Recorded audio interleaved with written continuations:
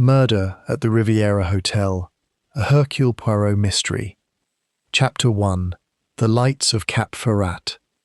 The Hotel Riviera Palace stood upon its promontory like a wedding cake, left out too long in the sun, white, ornate, and faintly absurd in its grandeur, yet undeniably beautiful when the Mediterranean turned gold beneath the evening light. Hercule Poirot, seated upon the terrace with a glass of sirop de menthe before him and his moustaches groomed to symmetrical perfection, found himself, for once, entirely without a case to occupy his little grey cells. It was, he reflected, both a blessing and a small tragedy. He had come to Cap Ferrat at the insistence of his physician, who had muttered something about the dangers of overwork and the restorative properties of sea air. Poirot did not believe in sea air. He believed in order, in method, in the satisfaction of a problem correctly solved. But he had, with some reluctance, agreed to a fortnight of idleness. And so here he sat, watching the other guests of the hotel as a naturalist might watch a particularly interesting species of bird. There was Monsieur Armand Castellane, owner of 3 shipping lines and possessor of a temper that had, in the course of 1 week, reduced 2 waiters to tears and a junior clerk to resignation. He was a heavy man of 62, with a florid face and the restless energy of someone who had spent his life acquiring things, ships, paintings, wives, and had not yet learned to be satisfied with any of them. Beside him, more often than not, sat his second wife, Elise, 30 years his junior, with dark hair and a manner of watchful stillness that Poirot found considerably more interesting than her husband's bluster. She smiled often. She said little.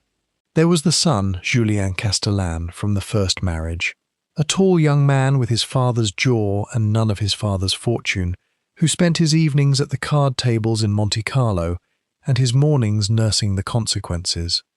Poirot had observed him twice in heated, low-voiced conversation with his father, conversations that ended, on both occasions, with Julien walking away white about the mouth.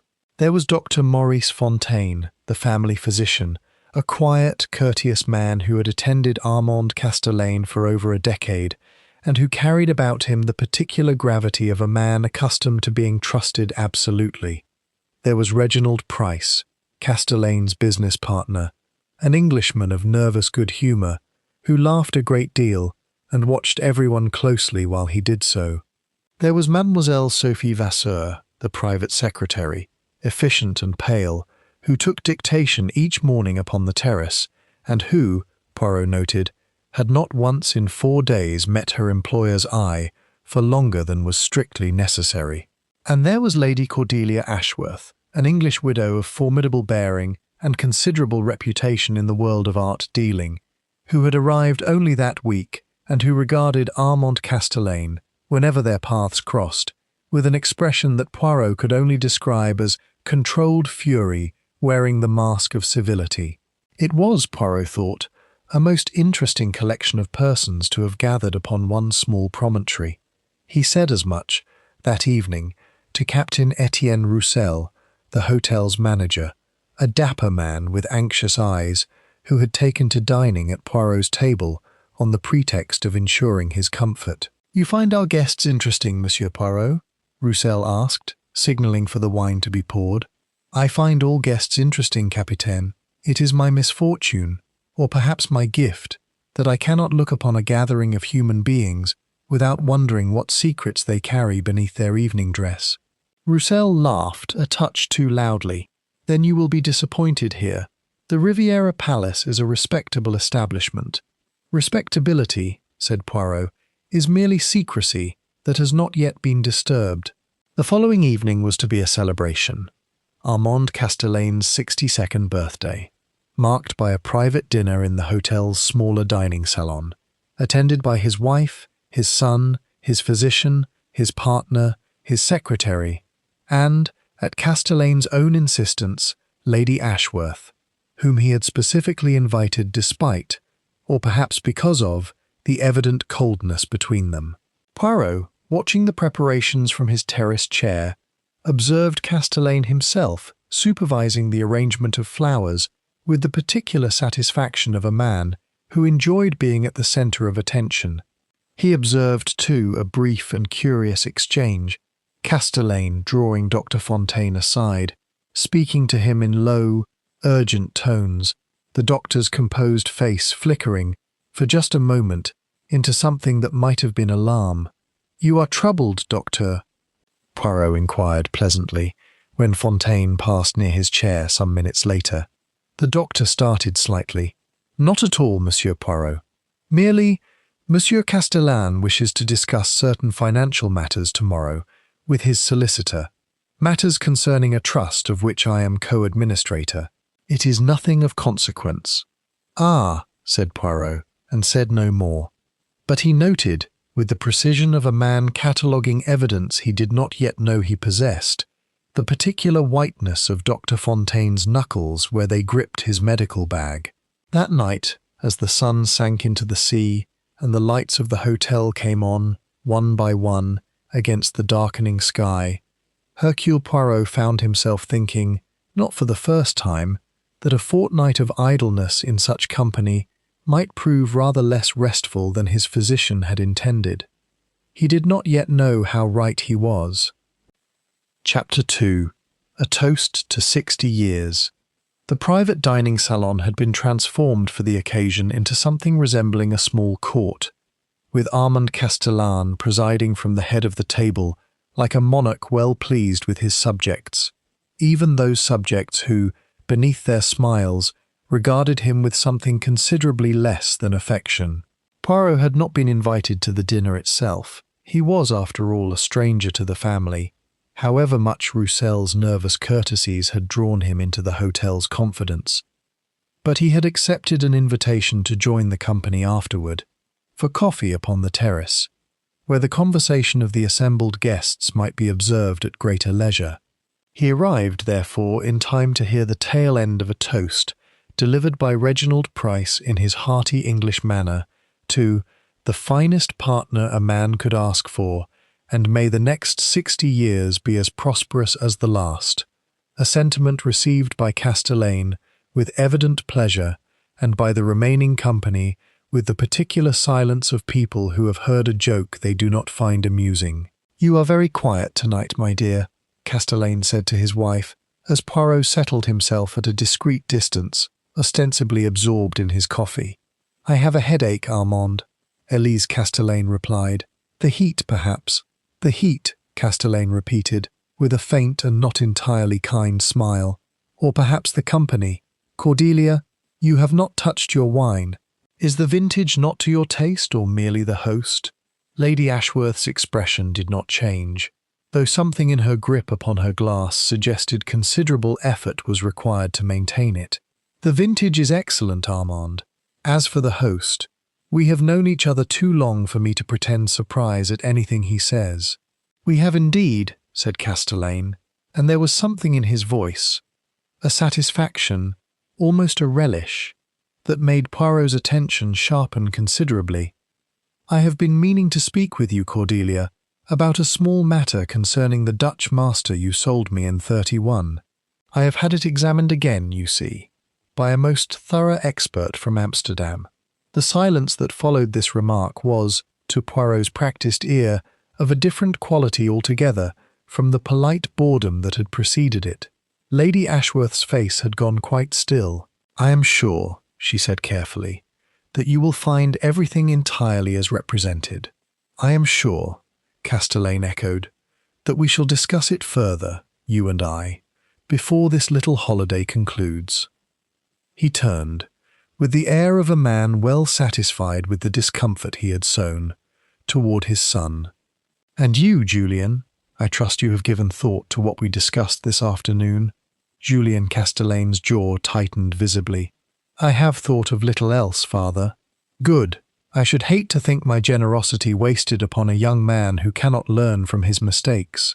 Castellane reached for his glass of cognac, the same dark digestif, Poirot noted, that Dr. Fontaine had earlier carried to the table himself, with the particular care of a physician overseeing a patient's evening regimen. "To my health," Castellane said, raising the glass. Which, I am assured, remains excellent. Is that not so, Maurice?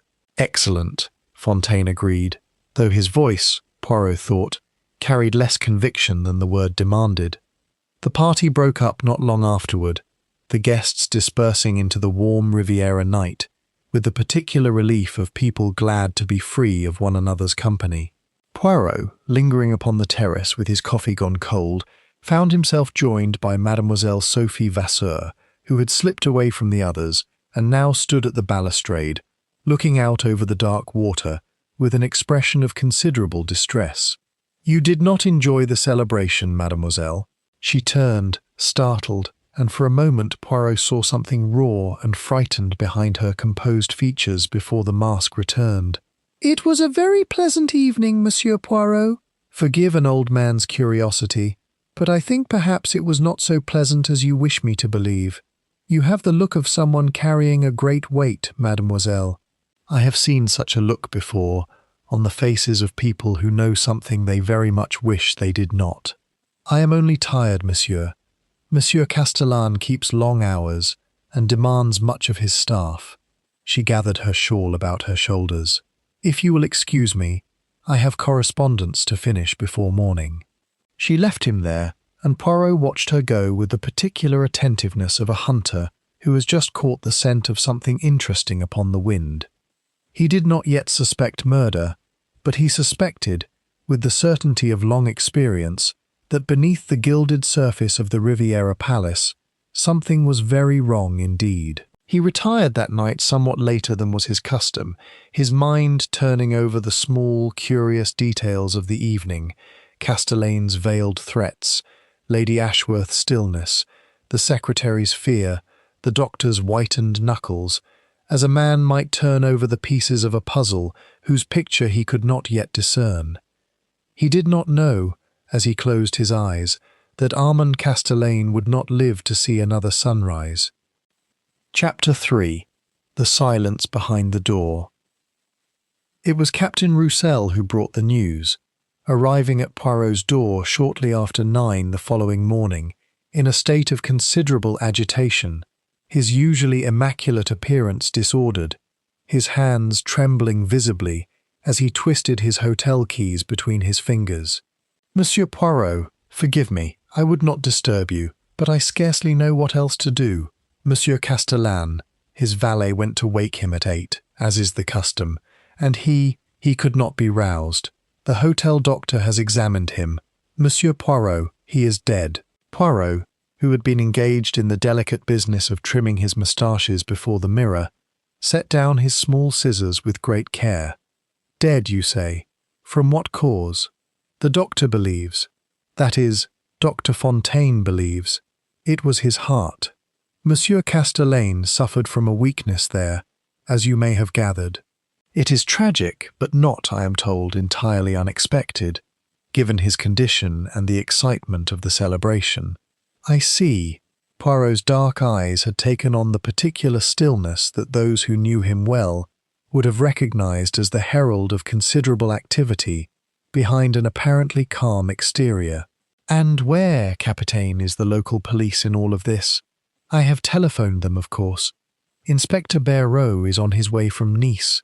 But, Monsieur Poirot, the family has asked, that is, Madame Castellane specifically requested.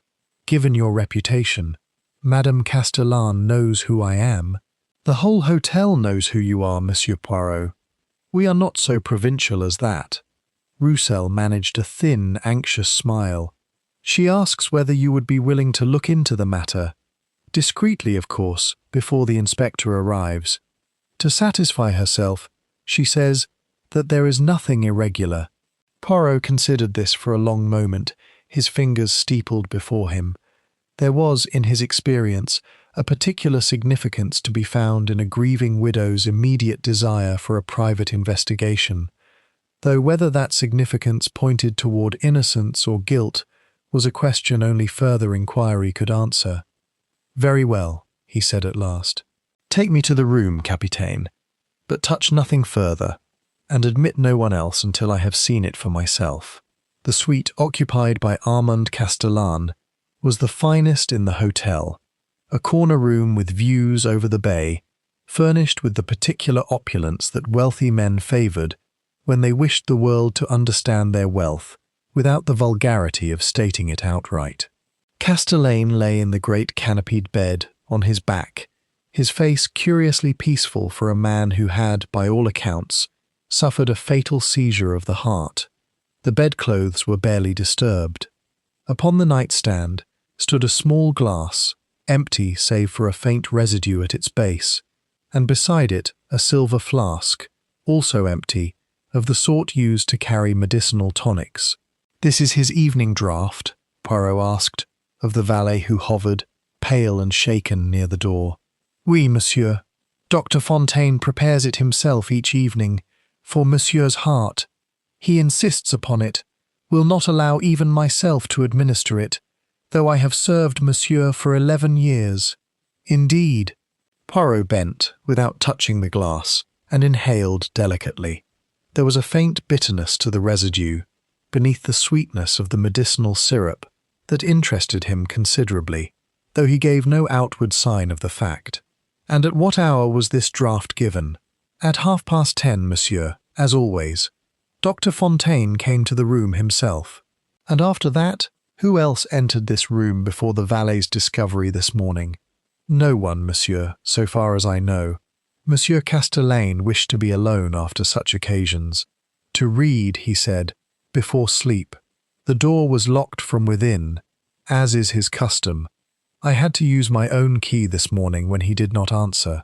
Poirot's gaze travelled slowly about the room, to the window, securely latched against the night air, to the small writing desk, where a leather appointment book lay open, a page seemingly torn from its binding, to the wardrobe, the dressing table, the chair where Castellane's evening clothes had been laid, with the meticulous care of a man who, whatever his faults, had been orderly in his habits.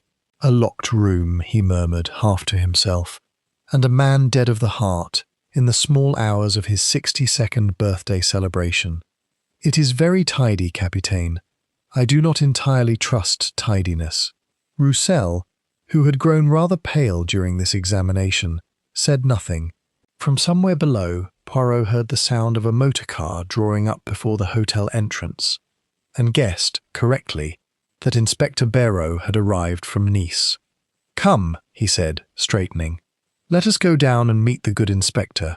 I think, Capitaine, that you and I are about to become considerably better acquainted with the private affairs of the Castellane family than either of us might wish." Chapter 4. A detective at breakfast. Inspector Lucien Barrot proved to be a compact, energetic man of perhaps 40, with sharp eyes and the brisk manner of someone who had risen through the ranks by virtue of competence rather than connection, a fact he made clear within the first minute of their acquaintance by declaring, with evident pride, that he had read of Poirot's exploits in the Paris papers, and considered it an honour, though not, he was careful to add, a reason to abandon the proper procedures of French law. "You understand, Monsieur Poirot, that this is a matter for the official police. I have no objection to your observations. Indeed, I should welcome them, but the investigation itself must proceed through correct channels."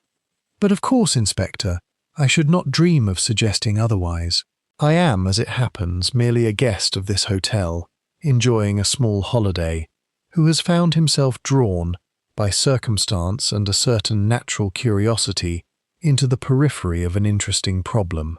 Barrot's mouth twitched, not quite suppressing a smile.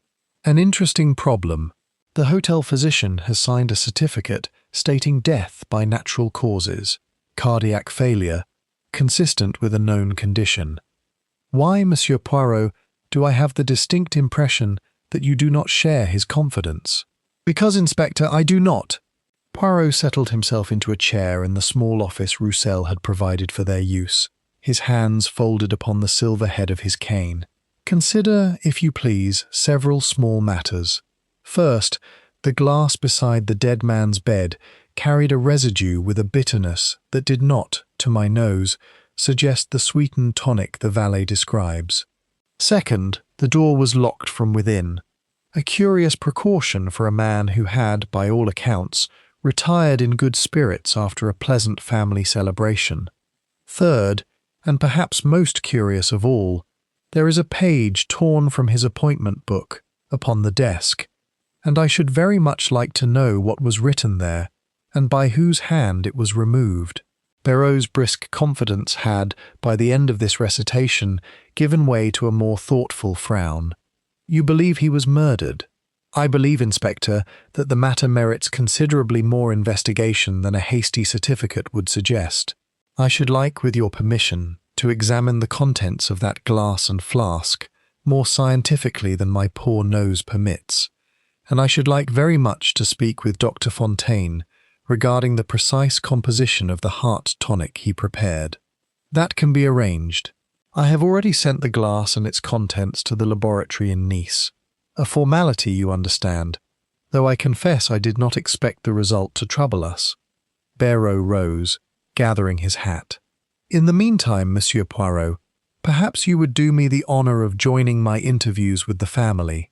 2 pairs of eyes, as they say, see more than one, and I suspect, from what I have already heard of this household, that there is considerably more beneath its surface than a simple matter of a tired heart." It was over breakfast, served upon the terrace some hours later while the household assembled itself for the inspector's formal interviews, that Poirot found occasion to observe the Castellane circle in its first hours of morning, and it was, he reflected, a most instructive spectacle. Elise Castellane sat apart from the others, dressed already in unrelieved black, her composure remarkable for a woman so newly widowed, though Poirot, watching closely, detected beneath that composure something that might have been relief as readily as grief. Julien Castellane ate nothing, his hands restless upon the tablecloth, his eyes red-rimmed in a manner that suggested either genuine sorrow or a night of considerably less innocent activity. Reginald Price had already, with what struck Poirot as indecent haste, begun speaking in low tones to Roussel of the necessary arrangements regarding the firm's interests, a phrase that, in the circumstances, sat uneasily upon the ear. Only Sophie Vasseur, seated at the table's edge with a cup of coffee she did not drink, seemed entirely undone by the morning's events, her face white, her eyes fixed upon some point in the middle distance, as though she beheld there a vision considerably more troubling than the breakfast china before her. Poirot, observing her, felt the familiar stirring of certainty that precedes, in a detective of his experience, the slow unravelling of a case's central thread. Whatever Sophie Vasseur knew, he thought, it weighed upon her like a stone, and a secretary so burdened, he had learned in 30 years of practice, was very often a secretary who had seen something she had not yet found the courage to confess. "Inspector," he murmured, as Poirot approached the table to begin his interviews, "I think we should speak with Mademoiselle Vasseur first of all." Chapter 5. The Doctor's Diagnosis. Dr. Maurice Fontaine received the inspector's summons with the composed gravity of a man long accustomed to delivering difficult news, and it was, Poirot noted, only in the smallest of details, the slight tremor as he reached for his spectacles, the carefulness with which he avoided meeting Poirot's eye, that any crack appeared in that professional calm. "I have attended Armand Castellane for 14 years, Inspector," Fontaine began, once they were settled in Roussel's office. "His heart has been weak since a bout of rheumatic fever in his youth, a condition I have monitored closely and treated, these past several years, with a tincture of digitalis, prescribed in carefully measured doses to strengthen the cardiac muscle without overtaxing it. It is a delicate balance, you understand. Too little, and the heart weakens further. Too much," he spread his hands, a gesture of professional resignation. "And the result may be very much what we observed this morning." "You prepared this tincture yourself, Doctor?" Poirot asked. "Always. It is not a medicine to be trusted to an untrained hand. The margin between therapeutic and dangerous dose is exceedingly narrow. I measured each portion myself, each evening, and administered it personally. And last night? Last night was no different. I brought the draft to his room at 10:30, as is my custom, mixed in the usual cordial to disguise its bitterness.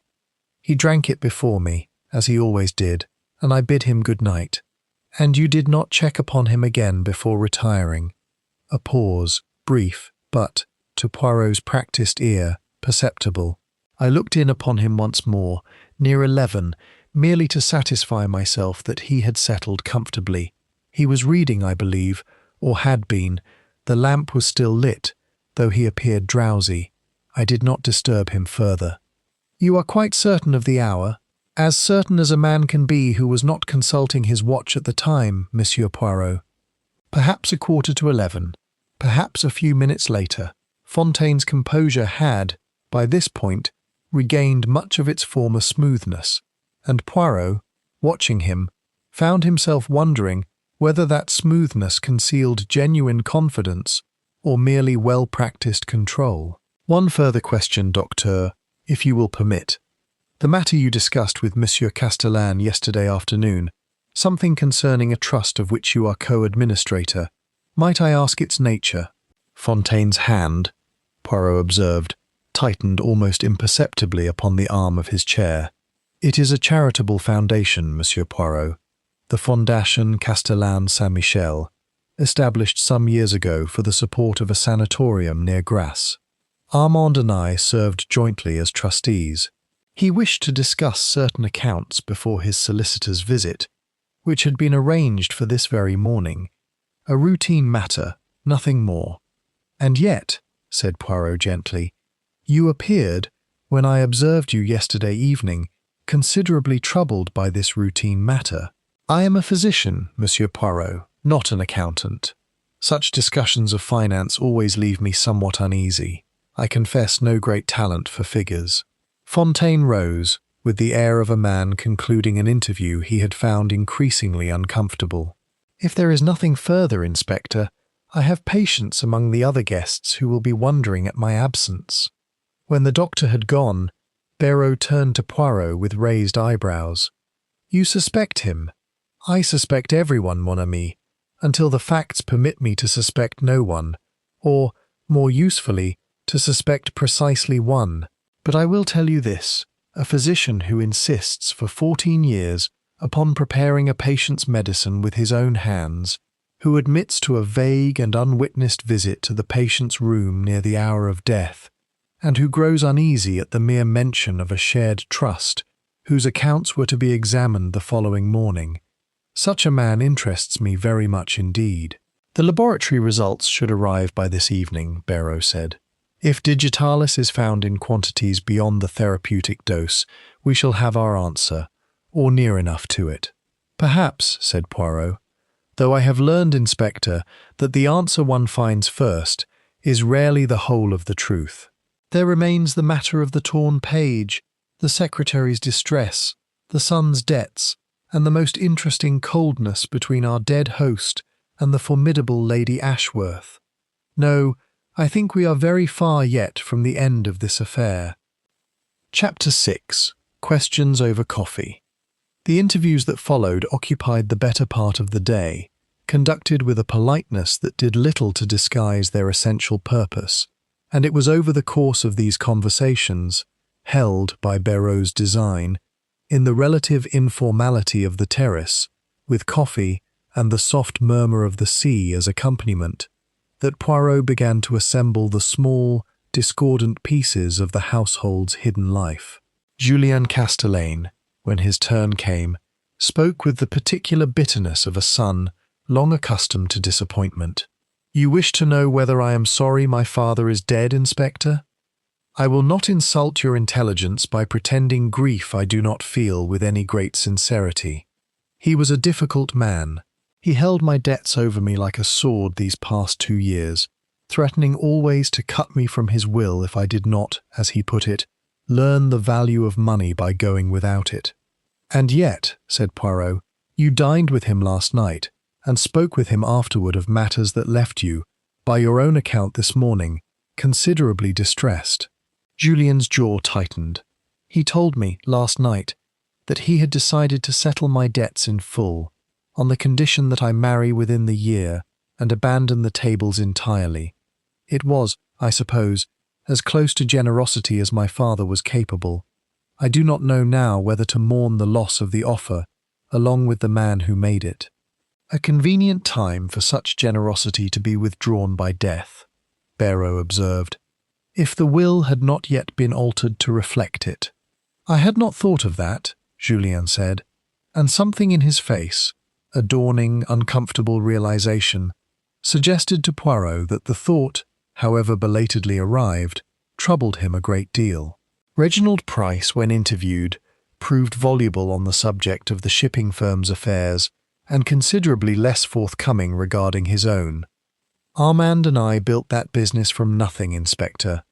His death is a tragedy for the firm as much as the family. There are decisions pending, contracts to be renegotiated, a board to be reassured. I shall be occupied for months merely settling the immediate confusion. You stand to gain control of the firm's direction, Monsieur Price, now that your partner is gone? Price's hearty manner faltered, briefly, before reasserting itself. I stand to inherit a great deal of work and very little comfort, Inspector. If you are suggesting I had some hand in Armand's death, I should remind you that I was engaged at cards with Roussel and 2 other guests until well past midnight. A fact the captain himself can confirm. I shall confirm it gladly, Roussel said, when his own turn came, somewhat later. Monsieur Price did not leave the card-room before midnight, and I myself retired shortly after, having seen all the lights along that corridor extinguished, and the household, so far as I could observe, settled for the night. It was Lady Cordelia Ashworth's interview, conducted with the cool formality of a woman accustomed to commanding rooms rather than being interrogated within them, that yielded the most curious detail of the day. I will not pretend, Inspector, that Armand and I parted on good terms last night. He had grown convinced, wrongly I assure you, that a painting I sold him some years ago, attributed to a Dutch master, was in fact a forgery, and he intended to make that accusation public, to my very considerable professional ruin. And was it a forgery, Lady Ashworth? A long pause. I do not know, Inspector. I purchased it myself, in good faith, from a dealer in Antwerp, whose reputation I had no cause to doubt at the time. If Armand's expert was correct, then I have been as much deceived as he. Where were you, Lady Ashworth, between 10:30 and midnight last night? In my room, reading, entirely alone, a fact I cannot prove, and which I am aware places me in an unfortunate position. I did not visit Armand's suite, Inspector, whatever my feelings toward him. I am not a fool to commit murder over a disputed provenance when the matter might far more easily have been settled by lawyers. When she had gone, Poirot turned to Poirot with the slightly weary expression of a man for whom the day's revelations had only multiplied his uncertainties rather than resolved them. Everyone, it seems, had reason to wish Armand Castellan dead, and no one, by their own account, was anywhere near him when it happened. That, said Poirot, is very often the way of these matters, Inspector. The truth does not announce itself. It waits, very patiently, for someone to ask the correct question of the correct person, and I think, perhaps, that the correct person in this case has not yet been asked at all. He was thinking, as he said this, of Sophie Vasseur, whose interview, by some quiet rearrangement of the day's schedule, had not yet taken place. Chapter 7. The Forged Vermeer. It was Inspector Poirot who, that evening, brought word that altered considerably the shape of their investigation thus far. The laboratory has confirmed it, Monsieur Poirot, digitalis, in quantities well beyond any therapeutic measure, sufficient, the toxicologist assures me, to induce cardiac arrest within an hour or two of ingestion, in a manner that would mimic, to any but the most careful examination, a natural seizure of the heart. Then it is murder, beyond question. It is murder, Poirot confirmed, and the means point with some clarity toward a person of medical knowledge, toward, in short, Dr. Fontaine, who alone prepared and administered the fatal draft. The means point toward him, certainly, Poirot agreed, settling into his chair upon the terrace, with the air of a man who intended to think a problem through to its conclusion before permitting himself to act further upon it. But the means alone, mon ami, do not make a murderer. We must ask also of motive, and of opportunity considered with greater precision than we have yet applied. Tell me, has anything further been discovered regarding the torn page from the appointment book? Nothing as yet. The valet recalls the book lying open upon the desk when he prepared the room for the night, but cannot say whether any page was already missing at that time. Then let us return to that desk, and to certain other matters I have been considering. Poirot rose, gathering his cane. There is also the question of Lady Ashworth's painting, which I confess interests me considerably, quite apart from its bearing upon our murder. A man who believes himself deceived, and who intends a public accusation that will ruin a woman's reputation. That is a motive of very considerable weight, Inspector, whatever Lady Ashworth's protestations of innocence. They found Lady Ashworth, as it happened, already departing the hotel's small library, a slim portfolio of papers held close beneath her arm, and it was the haste of her movement, rather than any particular guilt in her expression, that drew Poirot's immediate attention. Lady Ashworth, a moment of your time, if you would be so kind. She turned, composed once more, though Poirot noted the portfolio had been drawn yet closer to her side. Inspector, Monsieur Poirot, I was merely retrieving some correspondence. Correspondence concerning the disputed painting, perhaps? Poirot inquired pleasantly. I wonder, Lady Ashworth, whether you might permit us to examine it. You understand, I am sure, that a matter of such evident sensitivity, arising as it does so near the hour of Monsieur Castellan's death, cannot be entirely set aside merely upon your assurance of innocence. For a long moment Lady Ashworth said nothing, and Poirot watched the calculation play itself out behind her composed features, the weighing of further concealment against the evident futility of continued denial. At last, with a small, tight exhalation, she extended the portfolio. Very well. You will find correspondence with the dealer in Antwerp, and with an expert in Amsterdam whom I myself consulted, some months ago, when first I began to suspect that Armand's accusations might carry some grain of truth. Barreau, leafing through the documents, looked up sharply. You suspected the forgery yourself, before Castellane raised the matter? I did. I had begun, quietly, to make arrangements to compensate Armand for the painting's true value, should the worst be confirmed, to settle the matter privately, without scandal to either of us. I did not murder him, Inspector. I was, if anything, attempting to resolve our quarrel before it could ruin us both. And yet, Poirot observed, you did not mention this earlier, in your interview with the inspector. Because I did not wish to appear to be confessing to a fraud I did not knowingly commit. Merely to clear myself of a murder I did not commit either. It seemed, Monsieur Poirot, the lesser of two evils to say nothing at all, and let the matter of the painting remain a private grief rather than a public scandal. Her composure cracked very slightly at the edges. I did not kill Armand. Whatever you think of me, I beg you to believe that much. Poirot regarded her for a long moment, his dark eyes unreadable. I believe, Lady Ashworth, that you are very likely telling the truth regarding the murder, if not regarding the entirety of your evening's activities. But I think also that you have not yet told us everything you know of that night, and I would advise you most strongly to consider doing so before the matter is taken entirely out of your hands. He left her then with Barreau, and walked alone for some minutes along the terrace, turning over in his mind the curious shape the case had begun to assume, a shape in which motive seemed to multiply with every interview, while opportunity, that essential second pillar of any murder, remained stubbornly attached to a single name. Chapter 8. A Torn Page. It was the appointment book, in the end, that occupied Poirot's attention most fully as the investigation entered its second day. That, and the small, precise habits of a dead man who had, evidently, recorded the particulars of his life with the same methodical care he had brought to the acquisition of ships and paintings, and Poirot suspected, of secrets.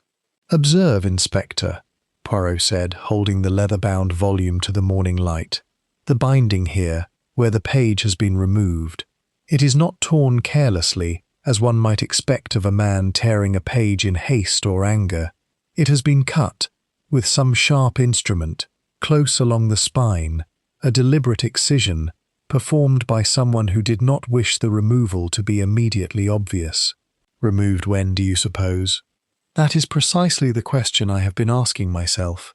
The valet recalls the book lying open upon the desk when he turned down the bed at 9 o'clock, but cannot say with certainty whether the page in question was already absent, having paid it no particular attention. We must therefore consider the possibility that the page was removed at any point between 9 o'clock and the discovery of the body the following morning, which is to say, Inspector, at any time when the murderer, whoever he or she may be, had access to this room." Poirot frowned. "But the door was locked from within. The valet required his own key to gain entrance this morning." "Indeed. And that, mon ami, is the detail that troubles me most of all. For a locked door suggests either that the murderer locked it behind himself upon leaving, possessing a key of his own, or that the door was never truly locked against him in the first place, because Armand Castellane himself, trusting the visitor entirely, admitted him willingly and locked the door afterward for privacy, never suspecting the visit's true purpose." "Dr. Fontaine," Poirot said slowly, "would have had every reason to be admitted without question, at any hour, as the family physician, and every opportunity, in his examination of the body this very morning, to remove any page that implicated himself, before either of us thought to examine the book closely." "It is a most reasonable supposition," Poirot agreed, "and yet I find myself reluctant to settle upon it entirely for one small reason. If Dr. Fontaine administered the fatal dose himself, at 10:30, in the cordial he alone prepared, what further need had he to visit the room again, at risk of discovery, merely to remove a page from a private appointment book? A careful murderer, Inspector, does not multiply his opportunities for discovery beyond necessity." "Unless," Poirot said, "the page concerned something he had not anticipated needing to conceal until after the poison had already been administered. Some appointment, perhaps, scheduled for the very morning Castellane was to examine the trust's accounts with his solicitor." "Now that," said Poirot with evident satisfaction, "is a far more interesting line of reasoning. Let us see whether the solicitor himself can illuminate the matter." The solicitor, a precise and unhurried gentleman named Maître Albert Junot, summoned from Nice that same afternoon, proved most helpful upon the point. "Monsieur Castellane telephoned me personally 2 days before his death to arrange a meeting for the morning of the 23rd, that is, the very morning following his birthday celebration. He wished, he told me, to review the accounts of the Fondation Castellane Saint-Michel before authorizing certain further disbursements, as he had detected what he termed irregularities in the most recent quarterly report. Did he specify the nature of these irregularities? Only that they concerned sums advanced, over the preceding 18 months, for the purchase of medical equipment that he had reason to believe was never, in fact, procured. He intended, he told me, to bring the matter before the full board of trustees, and to demand a full accounting from his co-administrator. "Dr. Fontaine," Poirot said, with the satisfaction of a man watching a circle close. "He did not name the co-administrator directly in our conversation," Junot admitted, "but I confess I assumed the same, given that Dr. Fontaine has served in that capacity these past 6 years." Poirot, listening to this exchange with the particular stillness he reserved for moments of significant revelation, found his thoughts returning to Sophie Vasseur, to her pallor, her distress, her careful avoidance of her late employer's eye on the night of his death.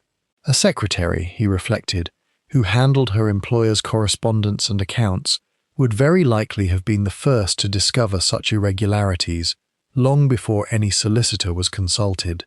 "Inspector," he said, "I think it is time, at last, that we spoke with Mademoiselle Vasseur, and I think, moreover, that we should do so without further delay." Chapter 9. Debts and Whispers. They found Sophie Vasseur in the small office adjoining what had been Armand Castellane's private suite, sorting through correspondence with the mechanical precision of someone who had thrown herself into work as a refuge from thought. She looked up at their entrance with an expression that suggested she had been, in some sense, expecting this summons since the morning of the discovery. "Mademoiselle Vasseur," Poirot began gently, settling himself into the chair opposite her desk, while Béraud remained standing near the door. "I think you have something to tell us, something you have carried alone, I suspect, for some days, and which has weighed upon you very heavily indeed." For a moment she said nothing, her hands stilling upon the papers before her. Then, with the particular relief of someone setting down a burden too long carried, she spoke. "I found the discrepancy myself, Monsieur Poirot, nearly 3 weeks ago, while preparing the quarterly summary for the Fondation. Sums recorded as disbursed for equipment at the sanatorium, equipment that, when I made discreet inquiries of the administrator at Grasse, had never in fact been delivered. I did not know at first what to make of it. I thought perhaps an error of bookkeeping, but the pattern repeated itself quarter after quarter for nearly 2 years, always in amounts large enough to matter and small enough, I think, to have escaped notice by anyone who did not examine the records as closely as my position required of me." "And you brought this discovery to Monsieur Castellane?" "I did, 10 days ago. He was very angry, Monsieur Poirot, though not, I think, surprised. He told me he had begun to suspect something of the sort himself, from certain remarks made by a trustee of the sanatorium at a charitable dinner some months before. He swore me to silence until he had confirmed the matter properly, through his solicitor, and arranged to review the full accounts before confronting Dr. Fontaine directly." "And this is why you have been so distressed these past days," Poirot said. "Not merely from grief, but from the knowledge that you yourself had set in motion the inquiry that may have led, however indirectly, to his death." Tears, at last, slipped down her composed face. "I have thought of nothing else, Monsieur Poirot. If I had said nothing, if I had simply corrected the figures myself and said no word to anyone, he might still be alive. I have felt, these 3 days, as though I had signed his death warrant with my own hand, merely by doing my duty as his secretary." "You have done nothing of the kind, mademoiselle," Poirot said, with unexpected gentleness. "If a man was murdered to prevent the exposure of his crimes, the guilt belongs entirely to the hand that administered the poison, and to no other. You did only what honesty required of you. But tell me, did Dr. Fontaine know that you yourself had been the one to discover the discrepancy?" She hesitated. "I do not know for certain. Monsieur Castellane assured me he would not reveal my name until the matter was formally before the trustees. But I confess, Monsieur Poirot, that in recent days Dr. Fontaine has looked at me in a manner that suggests he suspects something. I have been afraid these past nights to be alone with him." This, Poirot thought, was a fear that did the doctor no particular credit, though whether it sprang from genuine guilt or merely the secretary's overwrought nerves remained, as yet, an open question. He pressed her further on the matter of the torn page, but she could offer nothing. She had not seen the appointment book that evening, and knew nothing of any meeting scheduled there beyond the solicitor's visit, which she herself had arranged at her employer's instruction. When at last they left her, Béraud's expression had grown considerably more decided. "It fits together very neatly, Monsieur Poirot. Fontaine, facing exposure and ruin, perhaps even imprisonment, for embezzlement of charitable funds is no small matter under French law, administers a fatal dose under cover of his usual evening visit, then returns later, under pretext of a final check upon his patient, to remove any record of the morning's fatal appointment from the dead man's own book, lest it draw too direct a line toward himself. "It fits together very neatly indeed," Poirot agreed, though something in his tone suggested the neatness itself gave him pause rather than satisfaction. "Perhaps, Inspector, too neatly. I find myself wishing very much to speak again with the chambermaid who attends that corridor, for there is a small matter of timing that continues to trouble my little grey cells, and I think it is time we resolved it." Chapter 10. The Maid Who Saw the Light. The chambermaid, a quiet young woman named Marthe Olivier, was discovered by Barrot's inquiries to have been responsible for the corridor housing Castellan's suite on the night in question, and it was with some evident nervousness, for she had not been formally interviewed before, her duties having kept her largely invisible to the household's attention, that she presented herself before Poirot and the inspector that afternoon. "You need not be afraid, Mademoiselle Olivier," Poirot said kindly, observing her evident discomfort. "We wish only to ask you of small, ordinary things, the sort of details a careful servant notices without quite realizing their importance. Tell me, on the night of Monsieur Castellan's birthday celebration, what were your duties along that corridor?" "I was to turn down the remaining rooms after the family retired, monsieur, and to see that the corridor lamps were properly tended through the evening. I recall it clearly, because it was a warm night, and I had the windows at the corridor's end open for some air." "And do you recall, at any point, observing the light beneath Monsieur Castellan's door, whether it burned or was extinguished, and at what hour?" Marthe considered this carefully, her brow furrowed with the effort of precise recollection. "I passed his door several times that evening, monsieur, attending to my duties. I recall that the light still showed beneath it when I passed at perhaps 10:30, shortly after I had seen Dr. Fontaine leave the room, and again when I passed near 11:15. But when I came that way once more, near 11 o'clock, to close the corridor windows for the night, the light beneath his door was already out. I remember thinking it curious, for Monsieur Castellan was known to read late into the night, and the household staff had been told he intended to do so after his celebration. Poirot's eyes had taken on the particular brightness that those who knew him well recognized as the signal of a significant discovery. "You are quite certain of this, mademoiselle? The light was extinguished by 11 o'clock, not later." "Quite certain, monsieur. I remember the hour precisely, for the corridor clock struck 11 as I latched the last window, and I noted at that moment that his door showed no light at all, where it had shown light not 15 minutes before." "And did you, at any point that night, see Dr. Fontaine return to that corridor, at perhaps 11:15, as he himself has stated, to check once more upon his patient?" Marthe shook her head slowly. "No, monsieur. I was in that corridor continuously, from 10:30 until past 11, attending to the windows and the lamps.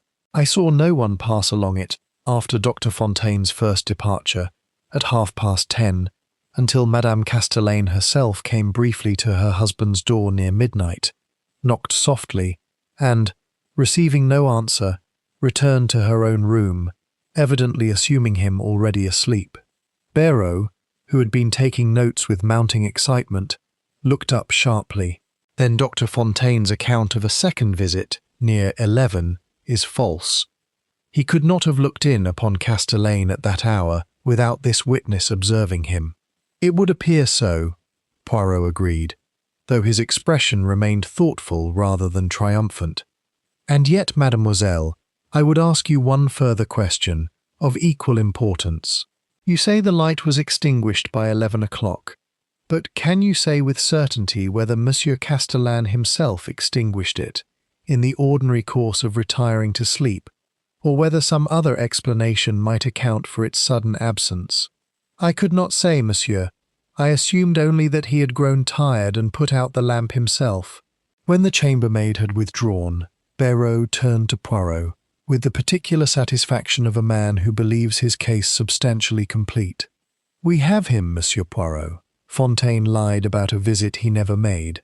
a lie that serves no purpose I can discern, except to suggest he had observed his patient alive and well at a later hour than was in fact the truth. It is precisely the sort of small, unnecessary falsehood that betrays a guilty man. It is indeed a small and curious falsehood, Poirot agreed slowly, and I confess it troubles me considerably, though perhaps, Inspector, not in the direction you presently suppose. For consider, if the digitalis was administered at 10:30 in the cordial, as Dr. Fontaine himself describes, and if its action, as the toxicologist informs us, requires an hour or more to produce a fatal effect, then Armand Castellane would very likely still have been alive, and quite possibly conscious, at 11 o'clock, when the light beneath his door was extinguished. The question I find myself asking, mon ami, is not merely who told a small and unnecessary lie about visiting him at that hour, but who in truth was in that room to extinguish the lamp, if Armand Castellane himself, in the grip of a poison already working through his system, was no longer capable of doing so. Verrot's confident expression faltered, very slightly. "You believe someone else was present?" "I believe," said Poirot, "that we have not yet asked quite the correct question of quite the correct person. But I begin, Inspector, to see the shape of this matter rather more clearly than before, and I think, before the day is out, we shall have occasion to test that shape against the truth." Chapter 11. Sophie's Confession.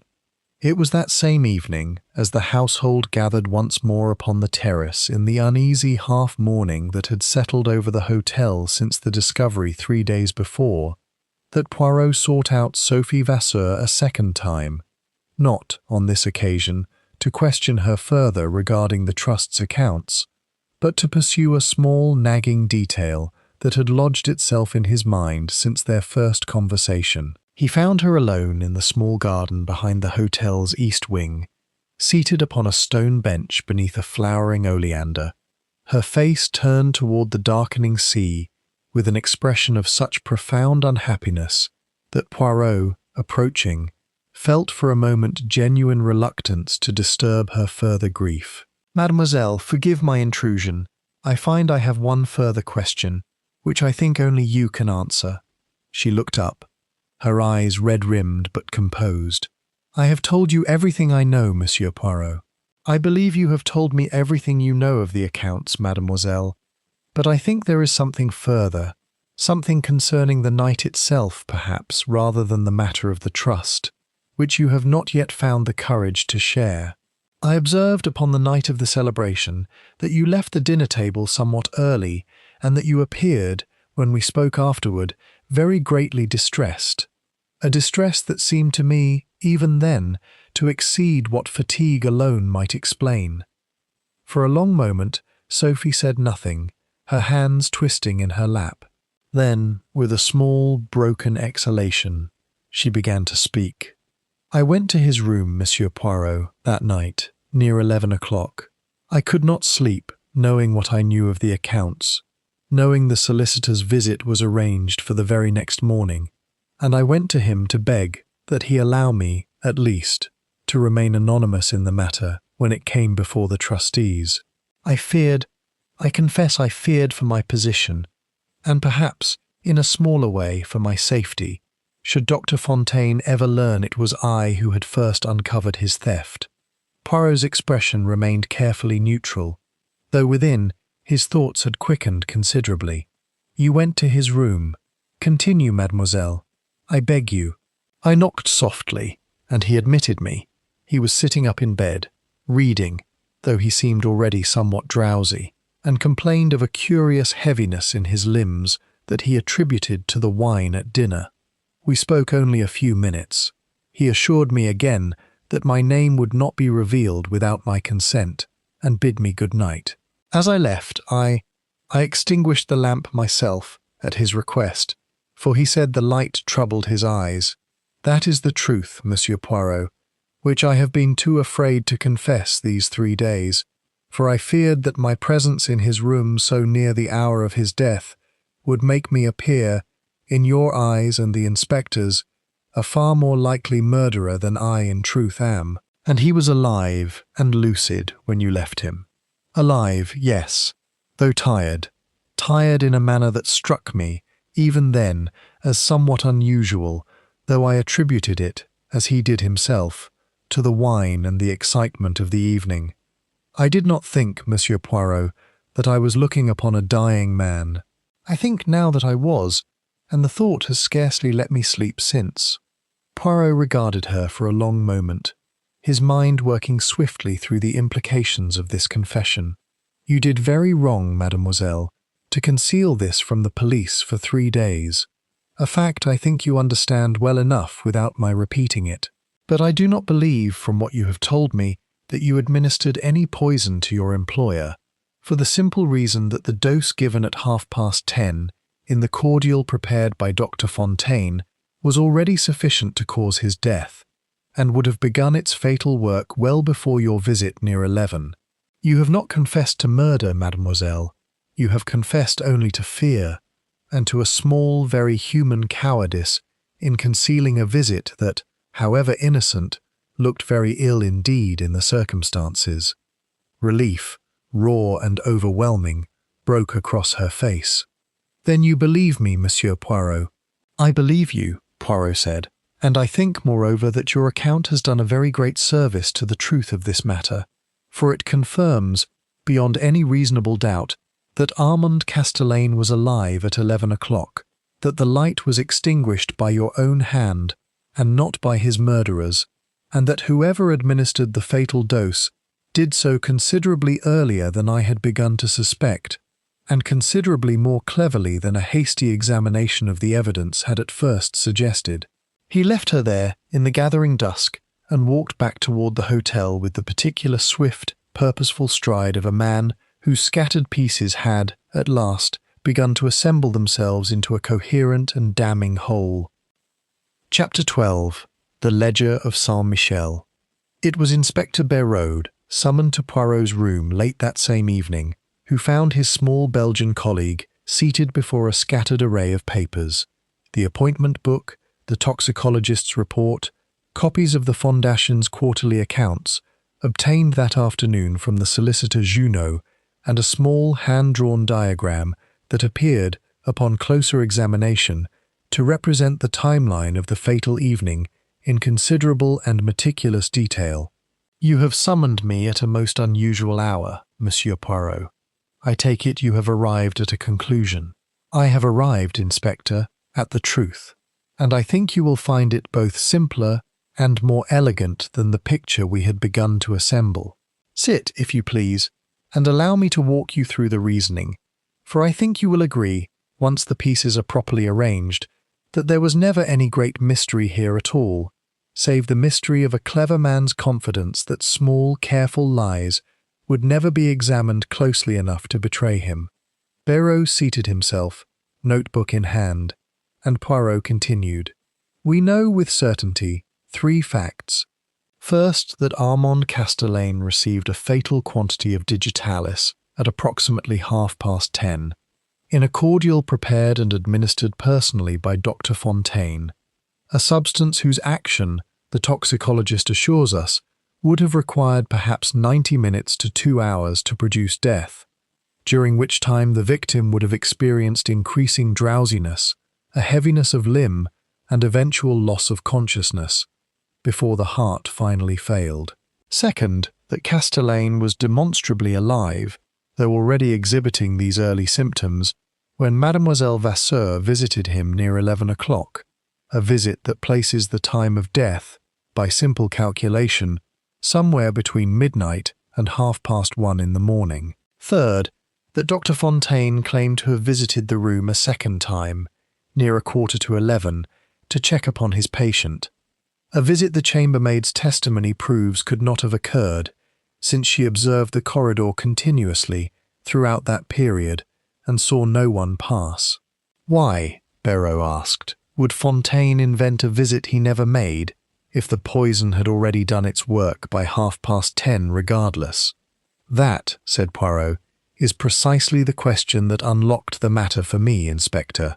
A man does not invent a false alibi for himself unless he believes that alibi necessary, which is to say, unless he fears that his absence during that particular window of time might otherwise be noticed and might otherwise require explanation. And what, I asked myself, could Dr. Fontaine have been doing between 10:30 and midnight that he wished so urgently to conceal?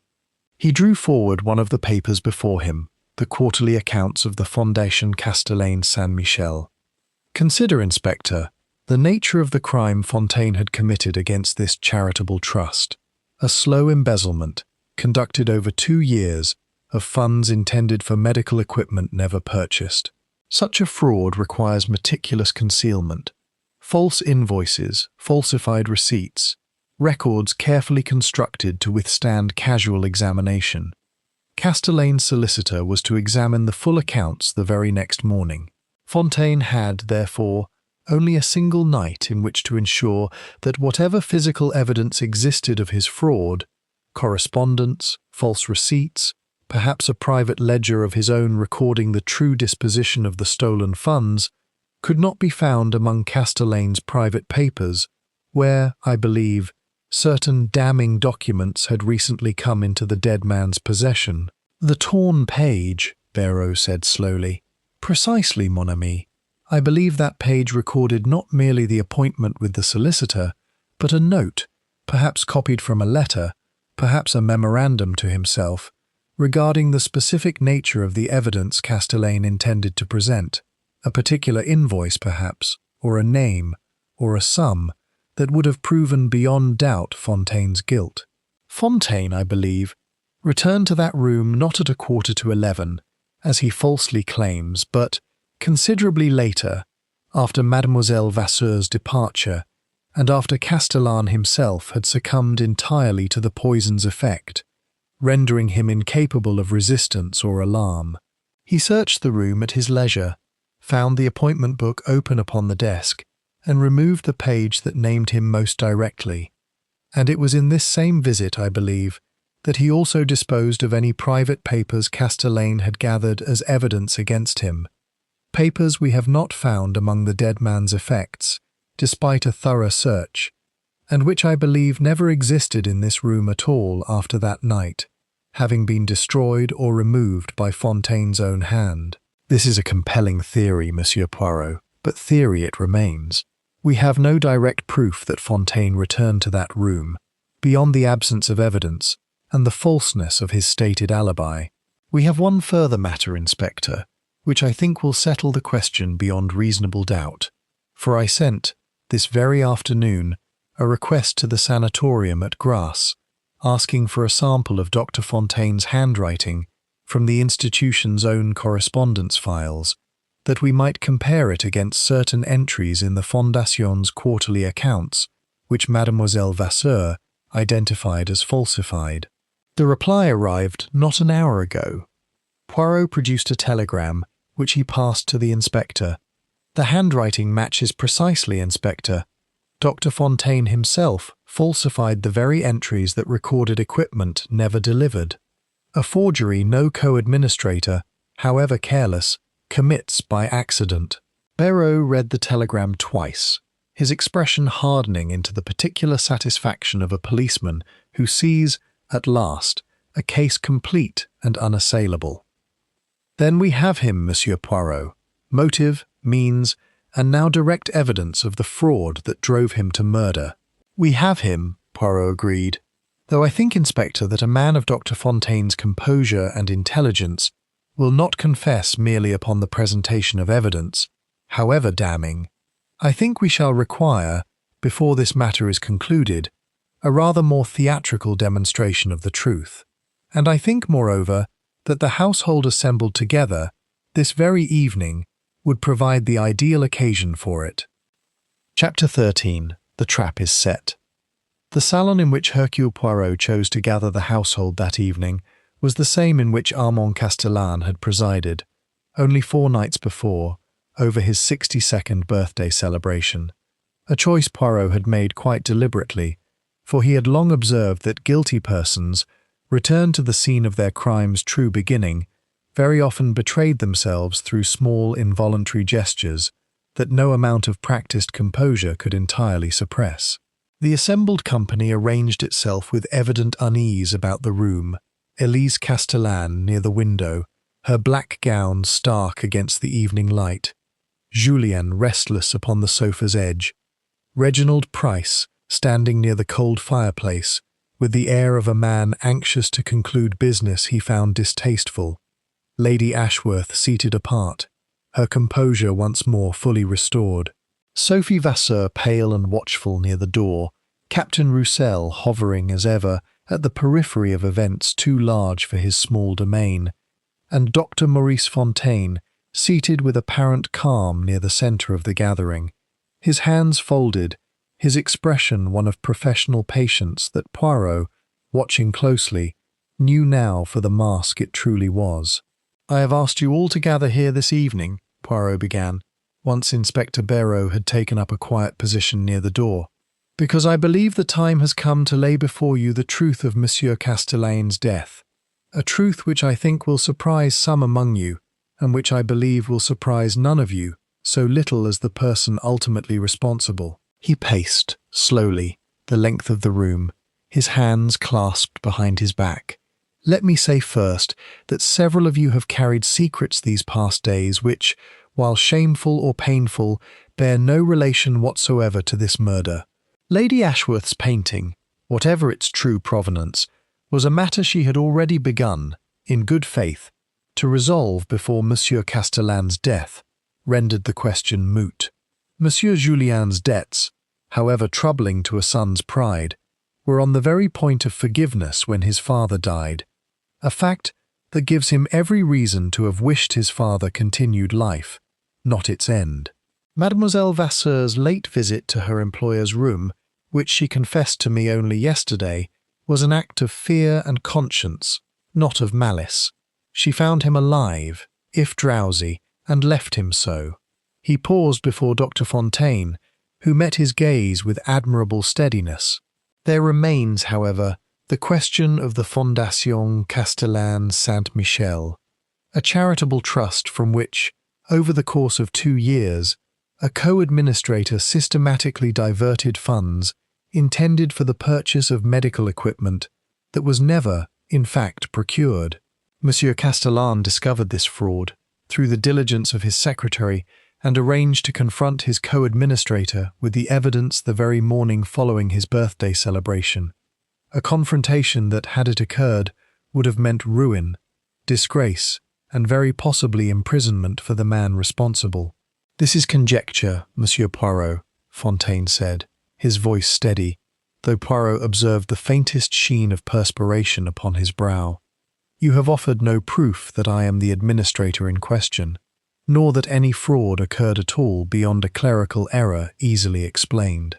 "I had thought, Docteur, that you might say something of the kind," Poirot replied calmly, "and so I took the liberty, this very afternoon, of obtaining a sample of your handwriting from the sanatorium's own correspondence, which I have compared most carefully against the falsified entries in the Fondation's accounts. The match, I assure you, is beyond dispute. The laboratory in Nice has confirmed it independently at the inspector's request." A stillness settled over the room, broken only by the faint murmur of the sea beyond the open windows. "You administered to Monsieur Castellane, at 10:30 upon the night of his celebration, a dose of digitalis far beyond any therapeutic measure, a dose calculated, with the precision of a man who understood exactly the substance's action, to produce death within an hour or two, in a manner indistinguishable, to any but the most careful examination, from a natural failure of his weakened heart.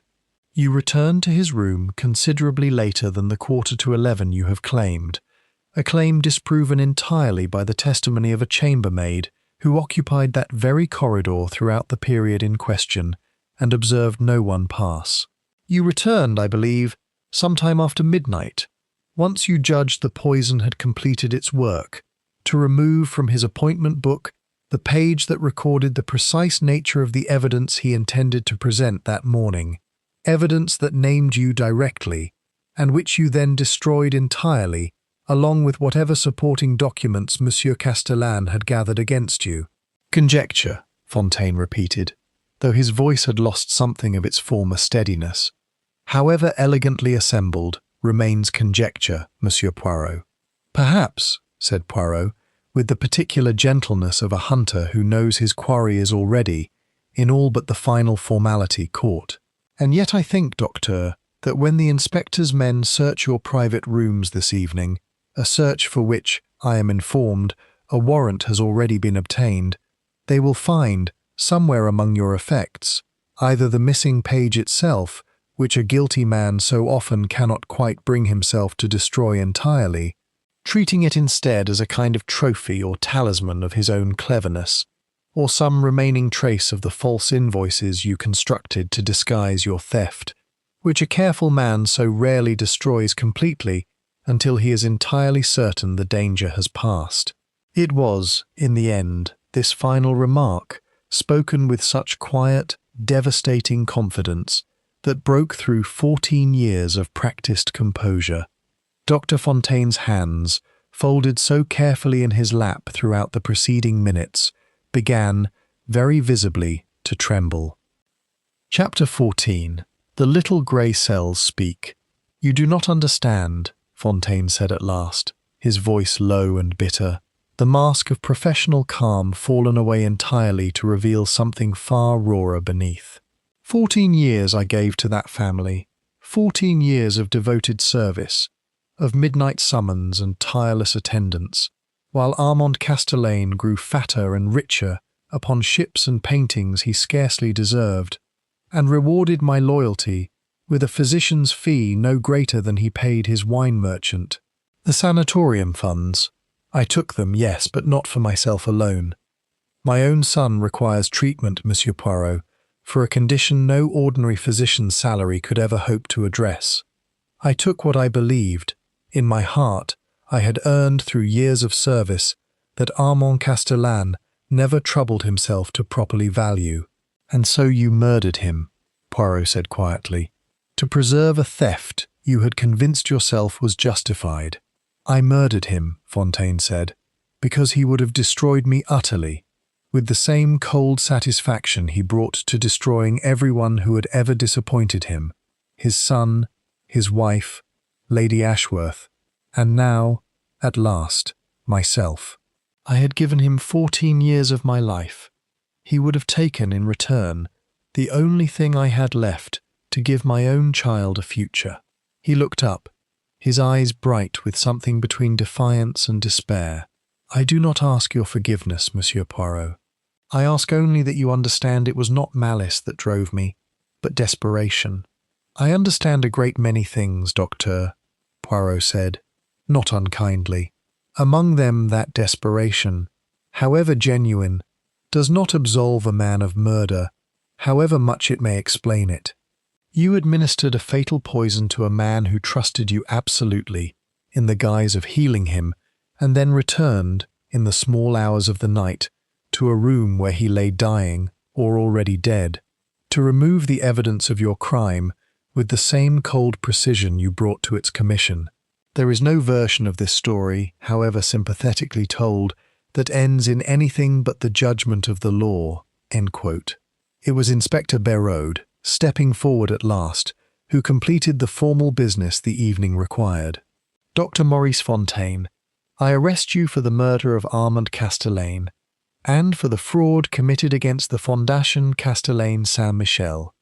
You will accompany my men to Nice, where these charges will be formally entered against you." Fontaine rose with what dignity remained to him, and allowed himself to be led from the room without further protest, his composure restored, in these final moments, to something resembling the calm professional gravity with which he had first received the household's earlier summons, though Poirot, watching him go, thought it the saddest kind of composure, the calm of a man who had, at last, run entirely out of falsehoods to sustain him. The room, when the door closed behind the inspector and his prisoner, fell into a silence of considerable weight, broken at last by Élise Castellane, who spoke for the first time that evening.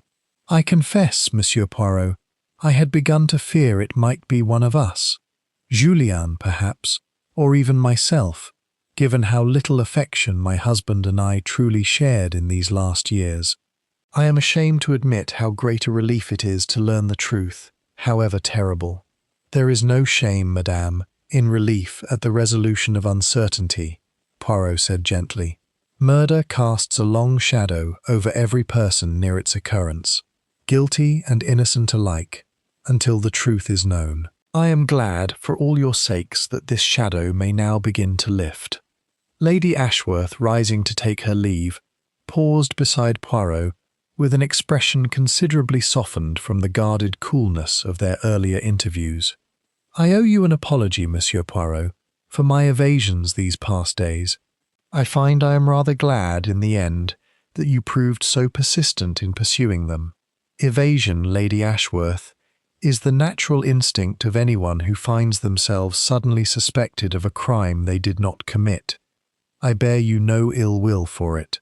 Poirot inclined his head with old-fashioned courtesy. I trust the matter of the painting may yet be resolved amicably, now that more pressing concerns have been set aside. She managed, at this, something approaching a genuine smile. I believe it may, Monsieur Poirot. Good night. Chapter 15. A Quiet Departure.